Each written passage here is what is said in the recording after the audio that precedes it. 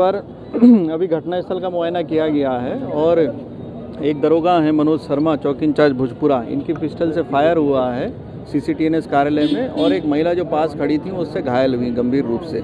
अस्पताल में उनको देखा गया है, वहाँ बेस्ट इलाज उनको चिकित्सक अभी दे रहे हैं और इनके परिजनों से भी हमारी बात हुई है। बताया गया कि वो पासपोर्ट वेरिफिकेशन के काम से आई थी। वहीं कार्यालय में वो महिला के बेटे भी थे और पास में एक अन्य व्यक्ति भी था और पुलिस के भी एक कर्मी वहाँ पे मौजूद था। तो सबसे जो बात की है, गोली क्यों चली है ये कारण स्पष्ट नहीं है। इसके लिए टीम लगा दी गई है यहाँ पर वरिष्ठ अधिकारियों की उसमें लीडरशिप में, और इसमें जो ये आरोपी दरोगा है इसको तत्काल रूप प्रभाव से जो है निलंबित कर दिया गया है और उसके विरुद्ध विभागीय जांच भी संस्थित कर दी गई है और मुकदमा दर्ज करने के आदेश दे दिए गए हैं। ये एक लापरवाही और अनुशासनहीनता की श्रेणी में तो आता ही है, यह एक आपराधिक कृत्य की श्रेणी में भी आता है। इसलिए अब जो पीड़ित परिवार है उसके साथ पूरा पुलिस परिवार भी खड़ा है और हम लोग पूरी कोशिश कर रहे हैं कि डॉक्टर की टीम उनको बचा लें।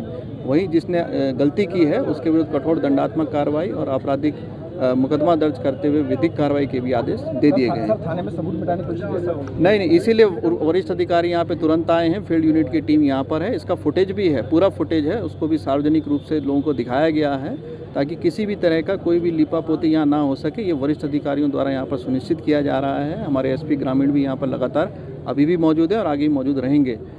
धन्यवाद।